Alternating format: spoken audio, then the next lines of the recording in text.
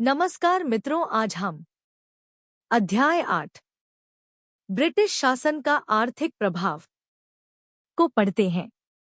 British विजय का भारत पर स्पष्ट और गहरा आर्थिक प्रभाव पड़ा। भारतीय अर्थव्यवस्था का शायद ही कोई पहलू रहा जिसमें अच्छी या बुरी दिशा में पूरे ब्रिटिश शासनकाल में परिवर्तन नहीं हुआ। परंपरागत अर्थव्यवस्था का विघटन। अंग्रेजों ने जो आर्थिक नीतियां अपनाई उनसे भारत की अर्थव्यवस्था का रूपांतरण एक औपनिवेशिक अर्थव्यवस्था में हो गया, जिसके स्वरूप और ढांचे का निर्धारण ब्रिटिश अर्थव्यवस्था की जरूरतों के अनुसार हुआ। इस दृष्टि से ब्रिटिश विजय पहले की सभी विदेशी जीतों से भिन्न थी। पहले के सभी विजेताओं ने भारतीय राजनीतिक शक्तियों को उखाड़ फेंका, मगर उन्होंने देश के आर्थिक ढांचे में कोई बुनियादी परिवर्तन नहीं किए। वे धीरे धीरे भारतीय राजनीतिक तथा आर्थिक जीवन के भाग बन गए। किसान, दस्तकार और व्यापारी अपनी जिंदगी पहले की तरह ही जीते रहे। स्वावलंबी ग्राम अर्थव्यवस्था की बुनियादी आर्थिक बनावट को सदा बनाए रखा गया। शासकों के बदलने का मतलब था उन कर्मचारियों में परिवर्तन जो किसान के अधिशेष को वसूल करते थे। मगर ब्रिटिश विजेता बिल्कुल भिन्न थे। उन्होंने भारतीय अर्थव्यवस्था के परंपरागत ढांचे को पूरी तरह छिन्न भिन्न कर दिया। इसके अलावा वे कभी भारतीय जीवन का अभिन्न अंग नहीं बन सके। वे भारत में हमेशा विदेशी बने रहे, भारतीय संसाधनों का उपयोग करते रहे और भारतीय समृद्धि को नजराने के रूप में ले जाते रहे। भारतीय अर्थव्यवस्था को ब्रिटिश व्यापार और उद्योग के हितों के अधीन करने के अनेक और विविध परिणाम हुए। दस्तकारों और शिल्पकारों की बर्बादी। शहरी हस्तशिल्पों का एकाएक और बहुत जल्द पतन हो गया। इन शिल्पों के कारण भारत का नाम समूची सभ्य दुनिया में शताब्दियों से लिया जाता रहा था। इस पतन का मुख्य कारण था इंग्लैंड से आयात की जाने वाली मशीनों द्वारा बनाई गई सस्ती वस्तुओं के साथ प्रतिद्वंद्विता। जैसा कि हम देख चुके हैं, अंग्रेजों ने 1813 के बाद एक तरफा मुक्त व्यापार की नीति भारत पर लाद दी और ब्रिटिश विनिर्मित वस्तुओं, विशेषकर सूती वस्त्रों की तुरंत बड़ी भरमार हो गई। आदिम तकनीकों से बनी भारतीय वस्तुएं भाप से चलने वाली शक्तिशाली मशीनों द्वारा बड़े पैमाने पर बनाई गई वस्तुओं की प्रतिद्वंद्विता में नहीं टिक सकीं। भारतीय उद्योगों, विशेषकर ग्रामीण दस्तकार उद्योगों की बर्बादी रेलवे के बनते ही काफी तेजी से हुई। रेलवे द्वारा ब्रिटिश विनिर्मित वस्तुओं के देश के सुदूर गांवों में पहुंचने और परंपरागत उद्योगों की जड़ें खोदने में सहायता मिली। जैसा कि अमरीकी लेखक D.H. बुकानन ने लिखा है, अलग थलग रहने वाले स्वावलंबी गांव के कवच को इस्पात की रेल ने बेध दिया तथा उसकी प्राण शक्ति को क्षीण कर दिया। सूत काटने तथा सूती कपड़ा बुनने के उद्योगों को सबसे अधिक धक्का लगा। रेशमी और ऊनी वस्त्र उद्योगों की हालत भी कोई अच्छी नहीं रही। लोहा, मिट्टी के बर्तन, शीशा, कागज, धातु, बंदूकें, जहाजरानी, तेलघानी, चमड़ा शोधन और रंगाई उद्योगों की हालत भी बुरी हो गई। विदेशी वस्तुओं की भरमार के अलावा कुछ अन्य कारक भी थे जिनका जन्म ब्रिटिश जीत के कारण हुआ और जिन्होंने भारतीय उद्योगों के विनाश में योगदान दिया। ईस्ट इंडिया कंपनी और उसके कर्मचारियों ने 18वीं सदी के उत्तरार्ध में बंगाल के दस्तकारों पर अत्याचार किए। उन्होंने दस्तकारों को अपनी वस्तुएं बाजार कीमत से कम पर बेचने तथा अपनी सेवाओं को प्रचलित मजदूरी से कम पर देने के लिए मजबूर किया। उन्होंने अनेक दस्तकारों को अपने पुश्तैनी पेशे छोड़ने के लिए विवश किया। सामान्यतः कंपनी द्वारा निर्यात को दिए गए प्रोत्साहन से भारतीय हस्तशिल्पों को फायदा होता, मगर इस अत्याचार के कारण प्रतिकूल प्रभाव पड़ा। 18वीं और 19वीं शताब्दियों के दौरान ब्रिटेन तथा यूरोप में भारतीय वस्तुओं के आयात पर लगाए गए उच्च आयात शुल्कों तथा अन्य प्रतिबंधों और उनके साथ ही ब्रिटेन में आधुनिक विनिर्माण उद्योगों के विकास के फलस्वरूप 1820 के बाद यूरोपीय बाजारों के दरवाजे भारतीय विनिर्माताओं के लिए वस्तुतः बंद हो गए। भारतीय शासकों और उनके राजदरबारों के जो शहरी हस्तशिल्प की वस्तुओं के मुख्य ग्राहक थे, धीरे धीरे लुप्त हो जाने से भी इन उद्योगों को बड़ा धक्का लगा। उदाहरण के लिए, सैनिक हथियारों का उत्पादन पूरी तरह भारतीय राज्यों पर निर्भर था। अंग्रेज अपने सारे सैनिक और अन्य सरकारी सामान ब्रिटेन में खरीदते थे। इसके अलावा शासक वर्ग के रूप में भारतीय शासकों और कुलीन पुरुषों का स्थान ब्रिटिश अधिकारियों तथा सैनिक अफसरों ने लिया, जिन्होंने बिल्कुल निरपवाद रूप से अपने देश के उत्पादनों को अपनाया। कच्चे मालों को निर्यात करने की ब्रिटिश नीति से भी भारतीय हस्तशिल्पों को धक्का लगा, क्योंकि कपास और चमड़े जैसे कच्चे मालों की कीमतें बढ़ गई। इससे हस्तशिल्प की वस्तुओं की कीमतें बढ़ गई तथा विदेशी के साथ प्रतियोगिता में ठहरने की उनकी क्षमता घट गई। भारतीय हस्तशिल्पों की तबाही उन शहरों तबाही के रूप में सामने आई जो अपनी विनिर्मित वस्तुओं के लिए मशहूर थे। जो शहर युद्ध तथा लूट खसोट के विध्वंस के बाद भी टिके रहे थे, वे ब्रिटिश विजय के कारण जिंदा नहीं रह सके। ढाका, सूरत, मुर्शिदाबाद और कई अन्य घनी आबादी वाले समृद्ध औद्योगिक केंद्र जनशून्य हो गए तथा खंडरात बन गए। 19वीं शताब्दी के अंत तक नगर की जनसंख्या मुश्किल से कुल जनसंख्या का 10% रह गई थी। गवर्नर जनरल विलियम बेंटिक ने 1834 से 35 में लिखा, इस दरिद्रता के समान दरिद्रता वाणिज्य के इतिहास में शायद ही कभी रही है। बुनकरों की हड्डियां भारत के मैदानों को विरंजित कर रही हैं। यह महाविपदा इस कारण भी बढ़ गई कि परंपरागत उद्योगों के पतन के साथ ब्रिटेन और पश्चिम यूरोप की तरह आधुनिक मशीन उद्योगों का विकास नहीं हुआ। फलस्वरूप तबाह हस्तशिल्पी और दस्तकार वैकल्पिक रोजगार पाने में असफल रहे। उनके सामने एक ही रास्ता था, कृषि को अपनाना। इसके अलावा ब्रिटिश शासन ने गांवों में आर्थिक जीवन के संतुलन को बिगाड़ दिया। ग्रामीण शिल्पों के धीरे धीरे विनाश ने ग्रामीण क्षेत्र में कृषि तथा घरेलू उद्योग की एकता को तोड़ दिया और इस प्रकार स्वावलंबी ग्रामीण अर्थव्यवस्था के विनाश में योगदान दिया। एक और करोड़ों किसानों को, जो अंशकालिक कटाई तथा बुनाई द्वारा अपनी आय को पूरा करते थे, अब मुख्य रूप से खेती पर निर्भर रहना पड़ा। दूसरी ओर करोड़ों दस्तकार अपनी परंपरागत जीविका को खो बैठे तथा खेतिहर मजदूर या छोटे काश्तकार बन गए, जिनके पास छोटे छोटे खेत थे। उनके कारण जमीन पर बोझ बढ़ा। इस प्रकार ब्रिटिश जीत के कारण देश में अवौद्योगिकरण, डीइंडस्ट्रियलाइजेशन आया और कृषि पर लोगों की निर्भरता बढ़ी। पहले के काल के लिए कोई आंकड़े उपलब्ध नहीं है, मगर जनगणना की रिपोर्टों के अनुसार केवल 1901 और 1941 के बीच कृषि पर निर्भर जनसंख्या का प्रतिशत 63.7% से बढ़कर 70% हो गया। कृषि पर बढ़ता हुआ यह दबाव ब्रिटिश शासन के दौरान भारत की घोर गरीबी के मुख्य कारणों में से एक था। वस्तुतः भारत अब औद्योगिक ब्रिटेन का एक कृषि उपनिवेश हो गया। ब्रिटेन को भारत की आवश्यकता अपने उद्योगों के लिए कच्चे मालों के स्रोत के रूप में थी। सूती कपड़ा उद्योग में यह तब्दीली सुस्पष्ट थी। भारत सदियों से सूती वस्तुओं का संसार में सबसे बड़ा निर्यात करता था, मगर अब वह ब्रिटिश सूती उत्पादनों का आयात करने वाला तथा कपास का निर्यात करने वाला बन गया। किसानों की दरिद्रता। ब्रिटिश शासन के अंतर्गत किसान भी धीरे धीरे दरिद्र हो गए। यद्यपि वे अब अंदरूनी लड़ाइयों से मुक्त थे, तथापि उनकी आर्थिक हालत खराब हो गई और वह लगातार गरीबी में धंसते गए।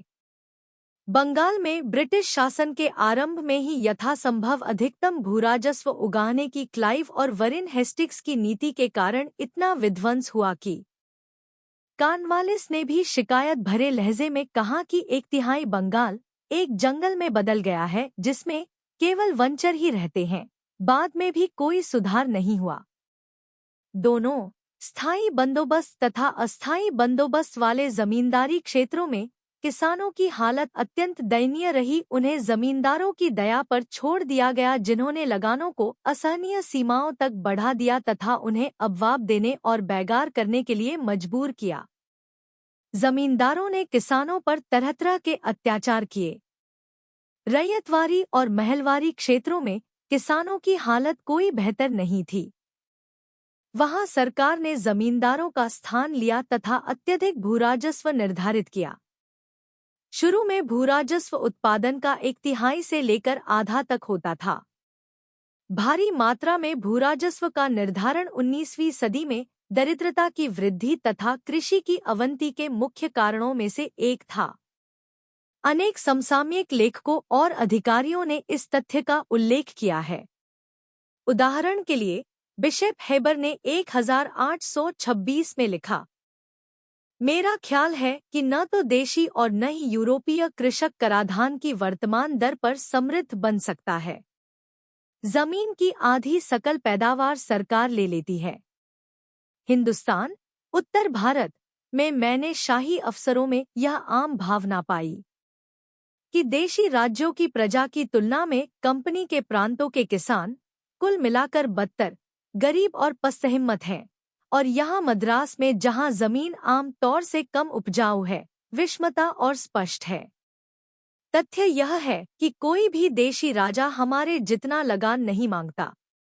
यद्यपि भूराजस्व की रकम वर्ष प्रति वर्ष बढ़ती गई, वह 1857 से 58 में 15.3 करोड़ रुपए थी, जो बढ़कर 1936 से 37 में 35.8 करोड़ रुपए हो गई।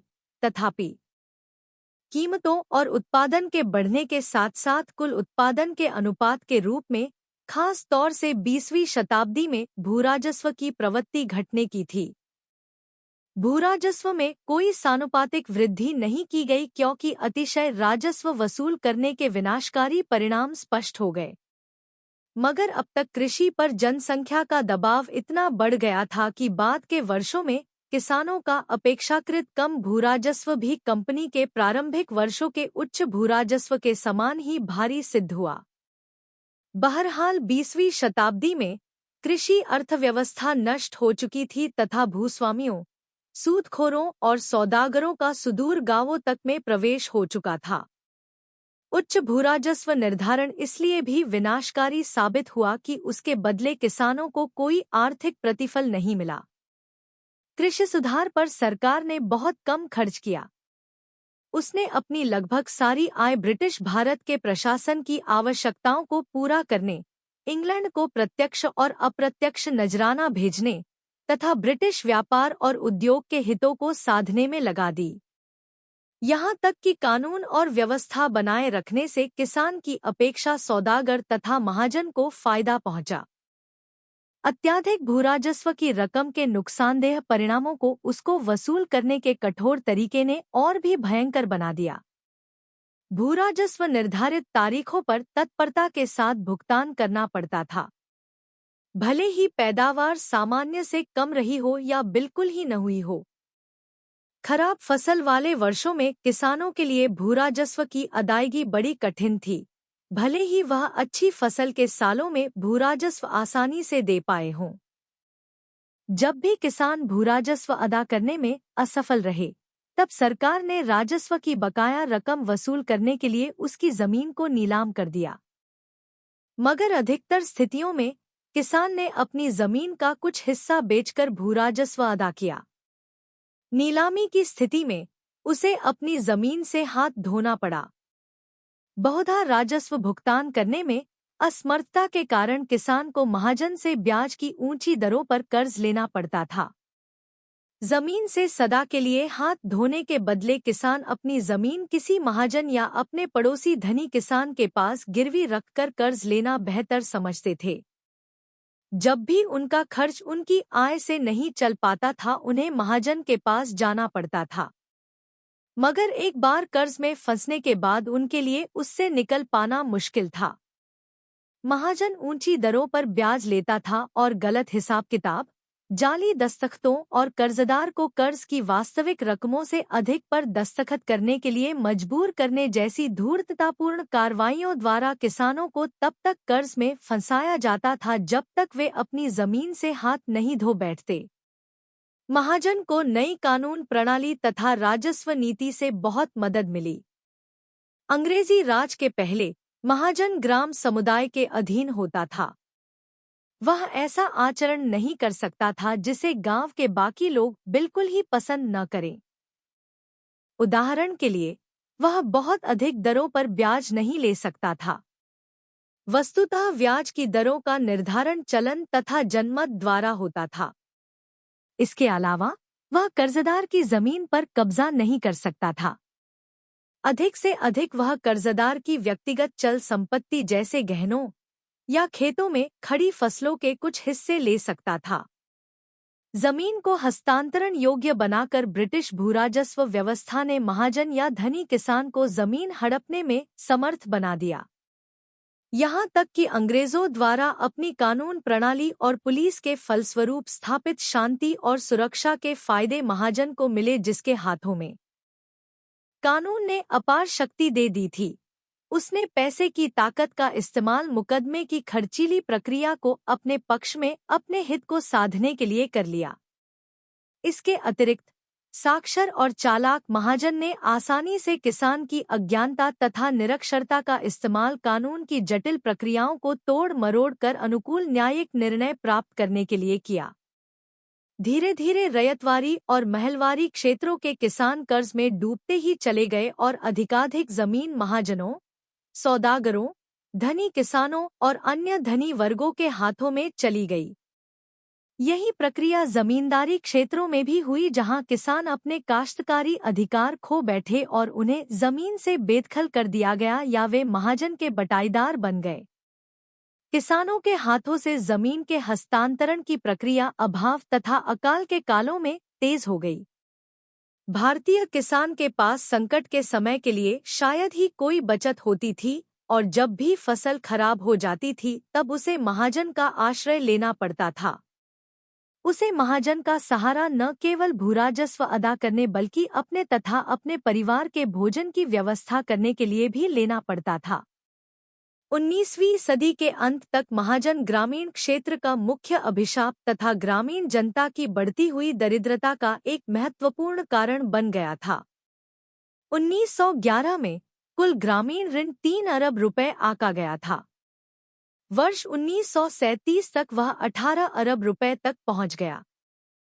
पूरी प्रक्रिया एक दुष्चक्र बन गई थी। कराधान तथा बढ़ती हुई गरीबी के बोझ ने किसानों को कर्ज में फंसा दिया था। कर्ज के परिणामस्वरूप भी उनकी गरीबी बढ़ी। वस्तुतः किसान बहुधा यह नहीं समझ सके कि महाजन साम्राज्यवादी शोषण तंत्र में एक अवश्यंभावी दाता है, और उन्होंने अपना गुस्सा उसी पर उतारा क्योंकि उन्हें वही अपनी दरिद्रता का स्पष्ट कारण लगा।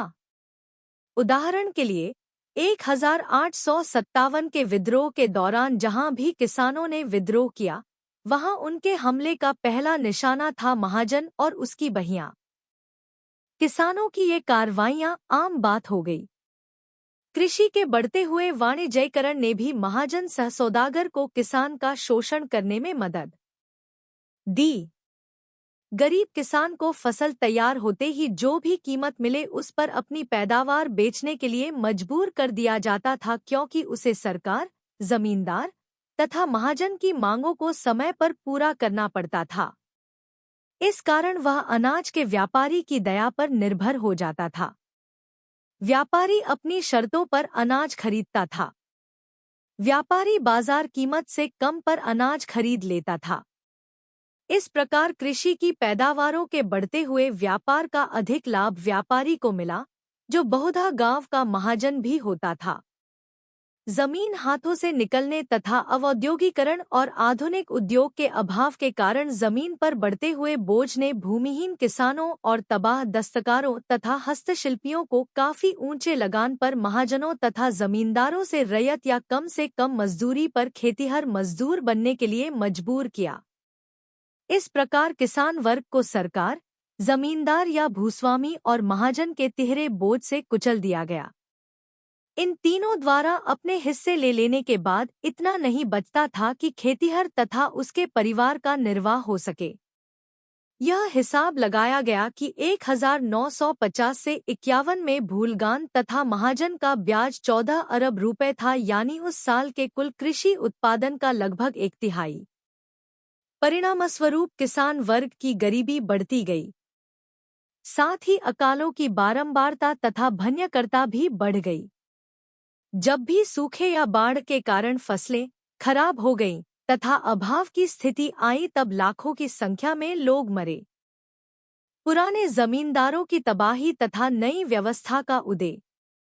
ब्रिटिश शासन के कुछ आरंभिक दशकों में बंगाल तथा मद्रास के गने जमींदार तबाह हो गए। ऐसा खासकर सबसे ऊंची बोली लगाने वाले को राजस्व वसूली के अधिकार नीलाम करने की वारेन हेस्टिंग्स की नीति के कारण हुआ।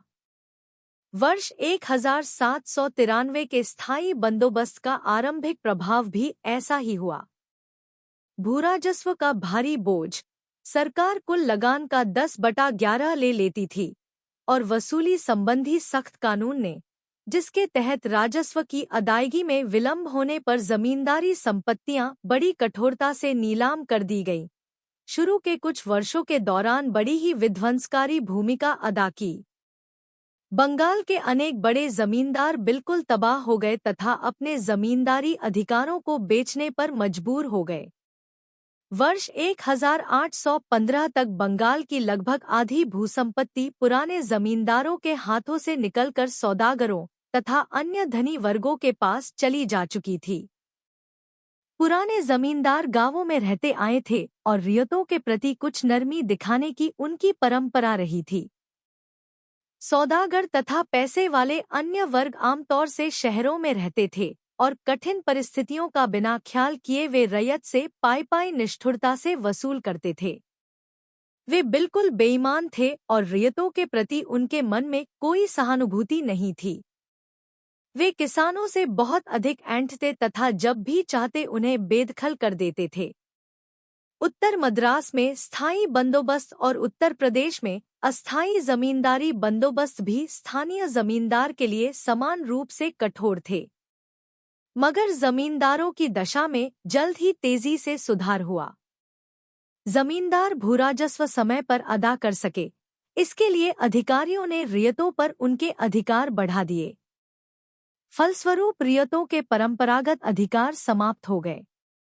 अब जमींदारों ने लगान को अधिकतम सीमा तक बढ़ाने के लिए कमर कस ली। फलस्वरूप वे जल्द ही समृद्ध हो गए। रैयतवारी क्षेत्रों में भी जमींदार रैयत संबंधों की प्रणाली धीरे धीरे फैल गई। जैसा कि हम ऊपर देख चुके हैं, अधिकाधिक जमीन महाजनों, सौदागरों और धनी किसानों के हाथ में चली गई, जो रैयतों के द्वारा खेती करवाते थे। भारतीय धनी वर्गों द्वारा जमीन खरीदने और जमींदार बनने का एक कारण यह भी था कि उद्योग में पूंजी के निवेश की कोई खास गुंजाइश नहीं थी। बटाईदारी एक अन्य प्रक्रिया थी, जिसके जरिए इस जमींदारी प्रथा का प्रसार हुआ। अनेक खुद मालिक किसानों तथा काश्तकारी अधिकार प्राप्त रियतों ने, जिनका जमीन पर स्थायी अधिकार था, स्वयं खेती करने के बदले जमीन के लिए उतावले रियतों को अत्यधिक लगान पर पट्टे पर जमीन देना अधिक सुविधाजनक पाया। कालक्रम से यह नई जमींदारी प्रथा न सिर्फ जमींदारी क्षेत्रों में बल्कि रैयतवारी क्षेत्रों में भी कृषि की मुख्य विशेषता बन गई। जमींदारी प्रथा के प्रसार की एक उल्लेखनीय विशेषता थी बिचौलियों का उदय। चूंकि खेतिहर रैयतों को आम तौर से कोई सुरक्षा नहीं थी और जमीन पर जनसंख्या के बढ़ते हुए दबाव के कारण रैयतों में जमीन के लिए परस्पर प्रतियोगिता थी, इसलिए जमीन का लगान बढ़ता गया। जमींदारी और नए भूस्वामियों ने लगान वसूल करने के अपने अधिकार को लाभदायक शर्तों पर अन्य इच्छुक लोगों को दे दिया। मगर लगान बढ़ने के साथ साथ भाड़े पर जमीन लेने वालों ने भी जमीन संबंधी अपने अधिकारों को किराए पर लगा दिया। इस प्रकार इस प्रक्रिया की एक श्रृंखला बन गई, जिससे वास्तविक किसान तथा सरकार के बीच लगान पाने वाले अनेक बिचौलिए आ गए। बंगाल में कुछ स्थितियों में उनकी संख्या 50 तक पहुंच गई। असहाय खेतिहर रैयतों की दशा, जिन्हें ही अंततोगत्वा उच्च जमींदारों के झुंड का असहनीय बोझ उठाना पड़ता था, इतनी खराब थी कि उनकी कल्पना भी नहीं की जा सकती। उनमें से अनेक की हालत तो गुलामों जैसी थी। जमींदारों तथा भूस्वामियों के उदय और फलने फूलने का एक अत्यंत नुकसानदेह परिणाम था स्वतंत्रता के लिए भारतीय संघर्ष के दौरान उनकी राजनीतिक भूमिका। संरक्षित राज्यों के राजाओं के साथ वे विदेशी शासकों के मुख्य राजनीतिक समर्थक बन गए तथा उन्होंने उदीयमान राष्ट्रीय आंदोलन का विरोध किया, यह महसूस कर कि उनका अस्तित्व ब्रिटिश शासन के कारण है। उन्होंने ब्रिटिश सरकार को सदा बनाए रखने के लिए जी तोड़ कोशिश की।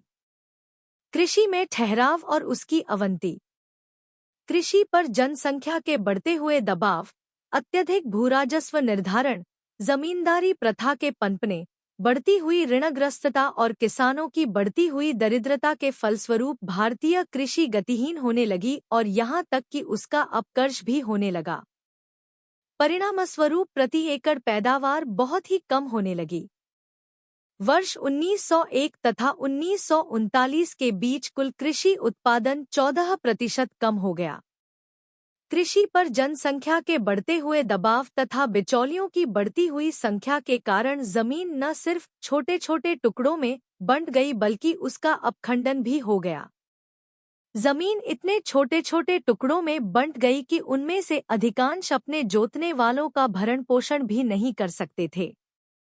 बहुसंख्यक किसानों की अति दरिद्रता के कारण उनके पास इतने संसाधन नहीं होते थे जिनसे वे अच्छे मवेशी और बीजों, अधिक खाद तथा उर्वरकों और उत्पादन की उन्नत तकनीकों का इस्तेमाल कर कृषि में सुधार लाते।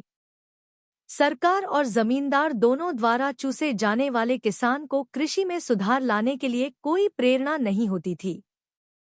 आखिरकार जिस जमीन पर वह खेती करता था वह विरले ही उसकी अपनी संपत्ति होती थी और कृषि में सुधारों के कारण जो भी फायदा होता उसका अधिकांश दूरस्थ जमींदारों और महाजनों का गिरोह ले लेता।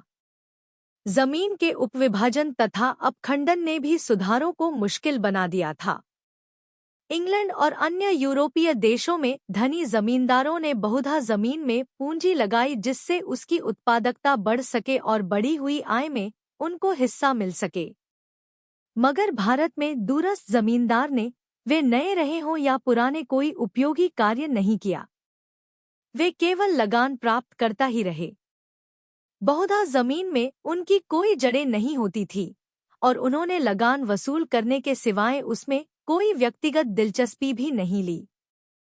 इसलिए जमीन में उत्पादक निवेश करने की अपेक्षा अपने रियतों को और भी चूसकर अपनी आय को बढ़ाना उन्होंने न सिर्फ संभव माना बल्कि श्रेयस्कर भी समझा। सरकार कृषि के सुधार और आधुनिकीकरण में सहायता कर सकती थी, मगर सरकार ने अपने ऊपर इस प्रकार की कोई भी जिम्मेदारी स्वीकार करने से इनकार कर दिया। ब्रिटिश भारत की वित्तीय व्यवस्था की एक विशेषता यह थी कि जबकि कराधान का मुख्य बोझ किसान के कंधों पर था, सरकार ने उस पर उसका एक बहुत छोटा हिस्सा ही खर्च किया। किसान और कृषि की अवहेलना का एक उदाहरण था लोक कार्यों और कृषि सुधारों की उपेक्षा। भारत सरकार ने 1905 तक रेलवे पर 3 अरब 60 करोड़ रुपए से अधिक खर्च किए, मगर उसी दौरान सिंचाई पर उसने 50 करोड़ रुपए से कम खर्च किए। रेलवे की मांग ब्रिटिश व्यवसायी कर रहे थे, जबकि सिंचाई से करोड़ों भारतीय किसानों का भला होता। तो भी सिंचाई ही एक ऐसा क्षेत्र था जिसमें सरकार ने आगे की ओर कुछ कदम बढ़ाए। ऐसे समय जब सारे संसार में कृषि को आधुनिक बनाया जा रहा था तथा कृषि क्षेत्र में क्रांतिकारी परिवर्तन लाए जा रहे थे, भारतीय कृषि टेक्नोलॉजी की दृष्टि से निश्चल बनी हुई थी। उसमें शायद ही किसी आधुनिक मशीन का इस्तेमाल हो रहा था। सबसे खराब बात यह थी कि साधारण उपकरण भी सदियों पुराने थे। उदाहरण के लिए 1951 में केवल 9,30,000 लोहे के हल इस्तेमाल किए जा रहे थे, जबकि काठ के हलों की संख्या 3 करोड़ 18 लाख थी। अजैविक उर्वरकों का प्रयोग बिल्कुल ही नहीं होता था, जबकि अधिकांश पशु खाद, उदाहरण के लिए गोबर, मल और मवेशियों की हड्डियां, बर्बाद हो जाती थी। वर्ष 1922 से 23 में कुल फसल वाली जमीन के केवल 1.9% में ही उन्नत बीज का प्रयोग होता था। वर्ष 1938 से 39 तक यह प्रतिशत बढ़कर केवल 11% तक ही पहुंच पाया था। इतना ही नहीं, कृषि शिक्षा पूर्णतया उपेक्षित थी। वर्ष 1939 में सारे भारत में केवल 6 कृषि कॉलेज थे, जिनमें सिर्फ 1306 विद्यार्थी पढ़ते थे। बंगाल, बिहार, उड़ीसा और सिंध में एक भी कृषि कॉलेज नहीं था। स्वाध्याय के जरिए सुधार लाने में भी किसान समर्थ नहीं थे। ग्रामीण क्षेत्रों में प्राथमिक शिक्षा या यहाँ तक कि साक्षरता तक का कुछ प्रसार नहीं हुआ था। आधुनिक उद्योगों का विकास। 19वीं सदी के उत्तरार्ध की एक महत्वपूर्ण घटना मशीनों के बड़े पैमाने पर आधारित उद्योगों की स्थापना थी। भारत में मशीन युग का आरंभ तब हुआ जब 19वीं सदी के छठे दशक में सूती कपड़ा, जूट और कोयला खान उद्योगों की स्थापना हुई। पहली कपड़ा मिल 1853 में कावसजी नाना भाई ने बंबई में शुरू की और पहली जूट मिल 1855 में रिश्रा, बंगाल में स्थापित की गई। इन उद्योगों का विस्तार धीरे धीरे मगर लगातार हुआ। वर्ष 1879 में भारत में 56 सूती कपड़ा मिलें थी, जिनमें लगभग 43,000 लोग काम करते थे। वर्ष 1882 में 20 जूट मिलें थी, जो अधिकतर बंगाल में थी और उनमें लगभग 20,000 लोग काम करते थे। वर्ष 1905 तक भारत में 206 सूती मिलें हो गई थी, जिनमें करीब 1,96,000 लोग काम करते थे। वर्ष 1901 में 36 से भी अधिक मिलें थी, जिनमें करीब 1,15,000 लोग काम पर लगे थे। कोयला खान उद्योगों में 1906 में करीब 1 लाख लोगों को रोजगार मिला हुआ था। अन्य यांत्रिक उद्योग जो 19वीं शताब्दी के उत्तरार्ध तथा 20वीं सदी के शुरू में विकसित हुए, उनमें कपास की ओटाई तथा दबाने, चावल, आटे तथा इमारती लकड़ी की मिलें, चर्म शोधनालय, ऊनी कपड़े के कारखाने, कागज और चीनी की मिलें, लोहा और इस्पात के कारखाने तथा नमक, अभ्रक और शोरे जैसे खनिज उद्योग थे। 20वीं सदी के चौथे दशक में सीमेंट, कागज, दियासलाई, चीनी और शीशा उद्योग विकसित हुए, मगर इन सब उद्योगों का अवरुद्ध विकास हुआ। अधिकतर आधुनिक भारतीय उद्योगों पर ब्रिटिश पूंजी का स्वामित्व या नियंत्रण था। विदेशी पूंजीपति भारतीय उद्योग में ऊंचे मुनाफों की संभावनाओं के कारण उसकी ओर आकर्षित हुए। श्रम अत्यंत सस्ता था, कच्चे माले तुरंत और सस्ती दरों पर उपलब्ध थे और अनेक वस्तुओं के लिए भारत और उसके पड़ोसियों ने तैयार बाजार उपलब्ध कराया। चाय, जूट और मैंगनीज जैसे अनेक भारतीय उत्पादनों के लिए सारे संसार में बना-बनाया बाजार था। दूसरी ओर, अपने देश में विदेशी पूंजीपतियों को लाभप्रद निवेश के अवसर कम मिल रहे थे। उस समय औपनिवेशिक सरकार और उसके अधिकारी सभी प्रकार की सहायता तथा रियायतें देने को तैयार थे। विदेशी पूंजी ने अनेक उद्योगों में भारतीय पूंजी को दबा दिया। केवल सूती कपड़ा उद्योग में आरंभ में भारतीयों का बहुत बड़ा हिस्सा था और 20वीं सदी के चौथे दशक में चीनी उद्योग का विकास भारतीयों ने किया। भारतीय पूंजीपतियों को आरंभ से ही ब्रिटिश मैनेजिंग एजेंसियों और ब्रिटिश बैंकों की ताकत के खिलाफ संघर्ष करना पड़ा। किसी भी उद्यम के क्षेत्र में प्रवेश करने के लिए भारतीय व्यवसायियों को उस क्षेत्र में प्रबल ब्रिटिश मैनेजिंग एजेंसियों के सामने झुकना पड़ता था। अनेक स्थितियों में भारतीयों की कंपनियों पर भी विदेशी स्वामित्व और नियंत्रण वाली मैनेजिंग एजेंसियों का दबदबा होता था। भारतीयों को बैंकों से ऋण मिलने में भी कठिनाई होती थी। अधिकतर बैंकों पर ब्रिटिश अर्धपतियों का प्रभाव था। अगर उनको कर्ज मिलते भी थे तो उन्हें ऊंची दरों पर ब्याज देने पड़ते थे, जबकि विदेशी काफी आसान शर्तों पर कर्ज ले सकते थे। निःसंदेह भारतीयों ने धीरे धीरे अपने बैंक और बीमा कंपनियां विकसित करनी शुरू कर दी। वर्ष 1914 में भारत की कुल बैंक जमा के 70% से भी अधिक पर विदेशी बैंकों का अधिकार था। 1937 तक उनका हिस्सा बढ़कर 57% हो गया। भारतीय आर्थिक जीवन में अपना बोलबाला बनाए रखने के लिए भारत स्थित ब्रिटिश उद्यम ने मशीन और उपकरण देने वाले ब्रिटिश संभरणकर्ताओं, जहाजरानी, बीमा कंपनियों, विपणन संगठनों, सरकारी अधिकारियों तथा राजनीतिक नेताओं से घनिष्ठ संबंध का फायदा उठाया। इसके अलावा सरकार ने भारतीय पूंजी की अपेक्षा विदेशी पूंजी का पक्ष लेने की नीति जानबूझकर अपनाई। भारत सरकार की रेलवे नीति ने भी भारतीय उद्यम के प्रति भेदभाव किया। रेलवे भाड़े की दरों ने देशी उत्पादनों के बदले विदेशों से आई वस्तुओं को प्रोत्साहन दिया। आयातित वस्तुओं की अपेक्षा भारतीय वस्तुओं का वितरण कठिन और खर्चीला था।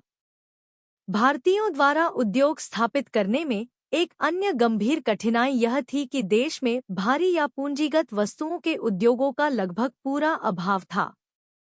इन उद्योगों के बिना अन्य उद्योगों का तेज और स्वतंत्र विकास नहीं हो सकता था। लोहा और इस्पात उत्पन्न करने या मशीन बनाने के लिए भारत के पास बड़े संयंत्र नहीं थे। इंजीनियरिंग उद्योगों के नाम पर कुछ छोटी छोटी मरम्मती वाले वर्कशॉप थे और धातु उद्योगों के नाम पर थोड़े से लोहे और पीतल की फाउंड्रियां थीं। भारत में इस्पात का उत्पादन सबसे पहले 1913 में हुआ। इस प्रकार भारत में इस्पात, धातुकर्म, मशीन, रसायन और तेल जैसे बुनियादी उद्योगों का अभाव था। विद्युत शक्ति के विकास में भी भारत पिछड़ा हुआ था। मशीनों पर आधारित उद्योगों के अलावा 19वीं सदी में नील, चाय और कॉफी जैसे बागान उद्योगों का भी विकास हुआ। उन पर पूरी तरह से यूरोपीय स्वामित्व था। नील का इस्तेमाल सूती कपड़ा उद्योग में रंगाई के लिए होता था। नील से रंग बनाने का उद्योग भारत में 18वीं सदी के अंत में शुरू किया गया। वह बंगाल और बिहार में फला फूला। किसानों पर अत्याचार करने के कारण नील्हे, इंडिगो प्लांटर्स बदनाम हो गए। उन्होंने नील की खेती करने के लिए किसानों को मजबूर किया। इस उत्पीड़न का सजीव चित्रण प्रसिद्ध बंगला लेखक दीनबंधु मित्र ने अपने नाटक नील दर्पण में 1860 में किया। एक संश्लिष्ट रंग के आविष्कार से नील उद्योग को बड़ा धक्का लगा और धीरे धीरे उसका ह्रास हो गया। चाय उद्योग का विकास 1850 के बाद असम, बंगाल, दक्षिण भारत तथा हिमाचल प्रदेश की पहाड़ियों में हुआ। चाय उद्योग पर विदेशी स्वामित्व होने के कारण सरकार ने लगान मुक्त जमीन तथा अन्य सुविधाएं देकर उनकी सहायता की।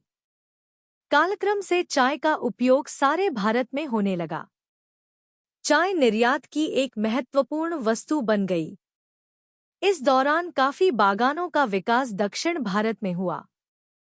बागान तथा विदेशी स्वामित्व वाले अन्य उद्योगों से भारतीय जनता को कोई खास फायदा नहीं हुआ। उनके वेतन और मुनाफे देश से बाहर जाते थे। उन्होंने अपने वेतन का एक बड़ा भाग उच्च वेतनभोगी विदेशियों पर खर्च किया। उन्होंने अपने अधिकांश उपकरण विदेशों में खरीदे। उनके अधिकतर तकनीकी कर्मचारी विदेशी थे। उनके अधिकांश उत्पादन विदेशी बाजारों में बिकते थे और बिक्री से प्राप्त विदेशी मुद्रा का इस्तेमाल ब्रिटेन करता था। इन उद्योगों से भारतीयों को एक ही फायदा हुआ कि अकुशल लोगों के लिए रोजगार के अवसर पैदा हुए। मगर इन उद्योगों में अधिकांश मजदूरों को बहुत कम मजदूरी मिलती थी तथा उन्हें अत्यंत कठिन स्थितियों में लंबे समय तक काम करना पड़ता था। इसके अलावा बागानों में लगभग गुलामी की स्थिति थी। कुल मिलाकर भारत में औद्योगिक प्रगति बड़ी धीमी और दुखदायी रही। औद्योगिक प्रगति 19वीं सदी में सूती कपड़ा, जूट उद्योगों और चाय बागानों तथा 20वीं सदी के चौथे दशक में चीनी और सीमेंट तक ही सीमित रही। वर्ष 1946 में भी कारखानों में काम करने वाले 40% मजदूर सूती कपड़ा और जूट उद्योगों में लगे हुए थे। उत्पादन और रोजगार दोनों दृष्टियों से भारत का आधुनिक औद्योगिक विकास अन्य देशों के आर्थिक विकास या भारत की आवश्यकताओं की तुलना में नगण्य था। वस्तुतः उसने देशी हस्तशिल्पों के ह्रास को भी पूरा नहीं किया। उसके गरीबी और जमीन पर जनसंख्या के बढ़ते हुए दबाव की समस्याओं पर कोई खास असर नहीं पड़ा। भारत के औद्योगिकरण की नगण्यता इस तथ्य से स्पष्ट होती है कि 1951 में 35 करोड़ 70 लाख की कुल जनसंख्या में से केवल 23 लाख लोग आधुनिक औद्योगिक उद्यमों में लगे थे। इसके अलावा 1858 के बाद शहरी और ग्रामीण हस्तशिल्पों का ह्रास अनवरत जारी रहा। भारतीय योजना आयोग ने हिसाब लगाया है कि प्रोसेसिंग तथा विनिर्माण में लगे लोगों की संख्या 1901 में 1 करोड़ 3 लाख थी, जो घटकर 1951 में 88 लाख हो गई। यद्यपि इस दौरान जनसंख्या में लगभग 40% वृद्धि हुई। सरकार ने पुराने देशी उद्योगों के संरक्षण, पुनर्स्थापना, पुनः संगठन तथा आधुनिक उद्योग के आधुनिकीकरण के लिए कोई प्रयास नहीं किया। इसके अलावा आधुनिक उद्योग भी सरकारी सहायता के बिना और बहुधा ब्रिटिश नीति के विरुद्ध विकसित हुए। ब्रिटिश विनिर्माता भारतीय सूती कपड़ा उद्योग तथा अन्य उद्योग को अपना प्रतिद्वंद्वी समझते थे और उन्होंने सरकार पर दबाव डाला कि वह भारत में औद्योगिक विकास को न सिर्फ प्रोत्साहित करे बल्कि उसे सक्रिय रूप से अनुत्साहित करे। इस प्रकार ब्रिटिश नीति ने भारतीय उद्योगों के विकास को कृत्रिम रूप से प्रतिबंधित तथा धीमा किया। इतना ही नहीं, भारतीय उद्योगों को अपने शैशव काल में संरक्षण की आवश्यकता थी। उनका विकास उस समय हुआ जब ब्रिटेन, फ्रांस, जर्मनी और संयुक्त राज्य अमेरिका ने शक्तिशाली उद्योग स्थापित कर लिए थे और इसलिए भारतीय उद्योग उनकी प्रतिस्पर्धा में नहीं टिक सकते थे। वस्तुतः ब्रिटेन सहित सभी अन्य देशों ने विदेशी विनिर्मित वस्तुओं के आयात पर भारी आयात शुल्क लगाकर अपने नवजात उद्योगों को संरक्षण दिया था। मगर भारत स्वतंत्र देश नहीं था। उसकी नीतियों ब्रिटेन निर्धारित करता था। नीति निर्धारण ब्रिटिश उद्योगपतियों के हितों में किया जाता था। ब्रिटिश उद्योगपतियों ने अपने उपनिवेश पर मुक्त व्यापार की नीति लाद दी थी। इसी कारण भारत सरकार ने जिस प्रकार यूरोप और जापान की सरकारें अपने शिशुद्योगों को सहायता दे रही थी, उस प्रकार नवस्थापित भारतीय उद्योगों को वित्तीय तथा अन्य सहायता देने से इनकार कर दिया। उसने तकनीकी शिक्षा के लिए पर्याप्त इंतजाम नहीं किए। 1951 तक तकनीकी शिक्षा बहुत पिछड़ी रही। इससे देश का औद्योगिक पिछड़ापन और भी बढ़ गया। 1939 में देश भर में केवल 7 इंजीनियरिंग कॉलेज थे, जिनमें 2217 विद्यार्थी पढ़ते थे। अनेक भारतीय परियोजनाएं, उदाहरण के लिए जहाज़ों, रेल इंजनों, मोटर गाड़ियों और हवाई जहाज़ों के निर्माण से संबंधित परियोजनाएं इसलिए नहीं शुरू की जा सकी कि सरकार ने कोई सहायता देने से इनकार कर दिया। अंततोगत्वा 20वीं सदी के तीसरे और चौथे दशकों में उदीयमान राष्ट्रीय आंदोलन और भारतीय पूंजीपति वर्ग के दबावों के कारण भारत सरकार को मजबूर होकर भारतीय उद्योगों को तटकर संबंधी कुछ संरक्षण देना पड़ा। मगर फिर यहाँ भी सरकार ने भारतीयों के उद्योगों के प्रति सौतेली मां जैसा व्यवहार किया। भारतीयों के उद्योगों जैसे सीमेंट, लोहा और इस्पात और शीशा को या तो संरक्षण ही नहीं दिया गया या दिया गया तो वह बहुत अपर्याप्त था। इसके अलावा ब्रिटिश आयातित वस्तुओं को साम्राज्यी वरीयता, इंपीरियल प्रेफरेंसेस की प्रणाली के अंतर्गत भारतीयों के जोरदार विरोध के बावजूद विशेष रियायतें दी गईं। भारतीय औद्योगिक विकास की एक खास बात यह थी कि वह क्षेत्रीय दृष्टि से अत्यंत असंतुलित था। भारतीय उद्योग देश के कुछ क्षेत्रों और शहरों में ही संकेंद्रित थे। देश के अधिकतर भाग बिल्कुल अर्धविकसित थे। इस असमान क्षेत्रीय आर्थिक विकास के कारण न केवल आय के वितरण में असमानता आई बल्कि राष्ट्रीय एकीकरण के स्तर पर भी प्रभाव पड़ा। इससे एक एकीकृत भारत के निर्माण का कार्य अधिक कठिन हो गया।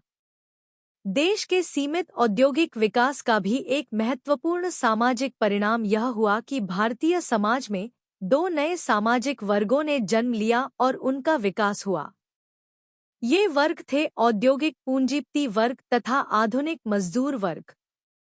ये दोनों वर्ग भारतीय इतिहास में बिल्कुल नए थे क्योंकि आधुनिक खाने, उद्योग और परिवहन के साधन नए थे। यद्यपि वे वर्ग भारतीय जनसंख्या के अत्यंत छोटे भाग थे तथापि उन्होंने नई टेक्नोलॉजी, आर्थिक संगठन की नई प्रणाली, नए सामाजिक संबंधों, नए विचारों और नए दृष्टिकोण का प्रतिनिधित्व किया। वे पुरानी परंपराओं, रीति रिवाजों, जीवन के तौर तरीकों से दबे हुए नहीं थे। सर्वोपरि बात यह थी कि उनका दृष्टिकोण अखिल भारतीय था। इसके अलावा देश के औद्योगिक विकास में दोनों की गहरी दिलचस्पी थी। इसलिए उनका आर्थिक और राजनीतिक महत्व तथा उनकी भूमिकाएं उनकी संख्या के अनुपात में काफी अधिक थी। दरिद्रता और अकाल। भारत में ब्रिटिश शासन की एक प्रमुख बात तथा ब्रिटिश आर्थिक नीतियों का एक खास परिणाम हुआ भारतीय जनता में अत्यंत दरिद्रता का साम्राज्य। यद्यपि इतिहासकारों में इस बात को लेकर मतभेद है कि ब्रिटिश शासन के दौरान भारत में गरीबी बढ़ती जा रही थी या नहीं, तथापि इस तथ्य पर कोई मतभेद नहीं है कि पूरे ब्रिटिश शासनकाल के दौरान अधिकतर भारतीय हमेशा भुखमरी के कगार पर रहते थे। समय बीतने के साथ साथ भारतीयों के लिए रोजगार या जीविका प्राप्त करना कठिन होता गया। ब्रिटिश आर्थिक शोषण, देशी उद्योगों का ह्रास, उनकी जगह लेने में आधुनिक उद्योगों की विफलता, करों की ऊंची दरें, भारत से धन ढोकर ब्रिटेन ले जाना, कृषि का एक पिछड़ा हुआ ढांचा तथा गरीब किसानों का जमींदारों, भूस्वामियों, राजाओं, महाजनों, व्यापारियों और राज्य द्वारा शोषण, इन सबने भारतीय जनता को अत्यंत दरिद्र बना दिया तथा उसे प्रगति करने नहीं दिया। भारत की औपनिवेशिक अर्थव्यवस्था एक निम्न आर्थिक स्तर पर ठहरी रही। जनता की दरिद्रता की पराकाष्ठा अकालों की एक श्रृंखला में हुई, जिन्होंने 19वीं सदी के उत्तरार्ध में भारत के सभी हिस्सों में अपनी विनाशकारी लीला दिखाई। इनमें से पहला अकाल पश्चिमी उत्तर प्रदेश में 1860 से 61 में पड़ा, जिसमें 2 लाख आदमियों की जानें गई। वर्ष 1865 से 66 में अकाल ने उड़ीसा, बंगाल, बिहार और मद्रास को धर दबोचा और 20 लाख लोगों की जानें ले लीं। केवल उड़ीसा में 10 लाख लोग मर गए।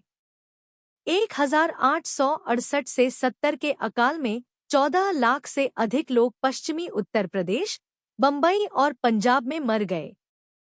राजपूताना भी अकाल से प्रभावित था।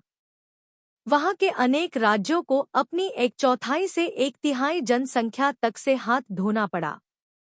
उस समय तक का शायद सबसे भयंकर अकाल 1876 से 78 में मद्रास, मैसूर, हैदराबाद, महाराष्ट्र, पश्चिमी उत्तर प्रदेश और पंजाब में पड़ा। महाराष्ट्र में 8 लाख लोग मरे। मद्रास में लगभग 35 लाख लोगों की जानें गईं। मैसूर को अपनी करीब 20% जनसंख्या से हाथ धोना पड़ा तथा उत्तर प्रदेश में 12 लाख से अधिक लोग मर गए। सूखे के कारण 1896 से 97 में देशव्यापी अकाल पड़ा, जिससे 9.5 करोड़ से अधिक लोग प्रभावित हुए, जिनमें से करीब 45 लाख लोग मर गए।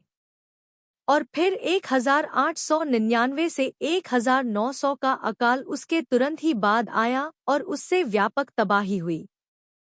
राहत कार्यों द्वारा लोगों की जानें बचाने में सरकारी प्रयत्नों के बावजूद 25 लाख से अधिक व्यक्ति मर गए। इन बड़े अकालों के अलावा अनेक स्थानीय अकाल पड़े तथा अभाव की स्थितियां आईं। एक ब्रिटिश लेखक विलियम डिग्बी ने हिसाब लगाया है कि 1854 से 1901 तक कुल मिलाकर 2,88,25,000 से अधिक लोग अकाल से मरे। एक और अकाल 1943 में बंगाल में पड़ा जिसमें करीब 30 लाख लोग मर गए। ये अकाल और उनमें मरने वालों की भारी संख्या इस बात का संकेत देती है कि गरीबी और भुखमरी की जड़ें भारत में कितनी गहरी हो गई थी। भारत स्थित अनेक अंग्रेज अधिकारियों ने 19वीं शताब्दी के दौरान भारत की दरिद्रता की भयंकर वास्तविकता को स्वीकार किया।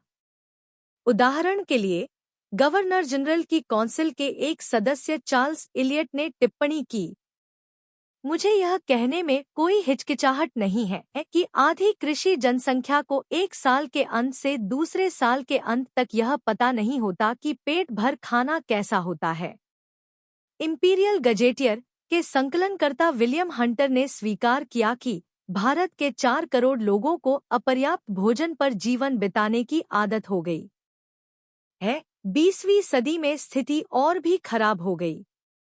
एक भारतीय को उपलब्ध भोजन की मात्रा में 1911 और 1941 के बीच 30 वर्षों के दौरान 29% तक की कमी हुई।